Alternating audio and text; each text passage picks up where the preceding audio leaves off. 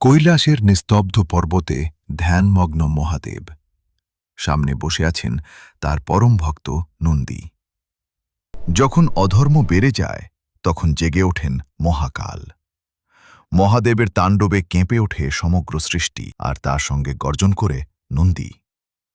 বিশ্বাস করা হয় নন্দীর কানে বলা প্রতিটি মনের ইচ্ছা পৌঁছে যায় সরাসরি মহাদেবের কাছে। ভক্তি আর বিশ্বাসেই লুকিয়ে আছে অলৌকিক শক্তি। কৈলাস থেকে আগমন ঘটছে দেবাদিদেব মহাদেবের। নন্দীর উপর বসে তিনি নিয়ে আসছেন শক্তি, শান্তি আর আশীর্বাদ।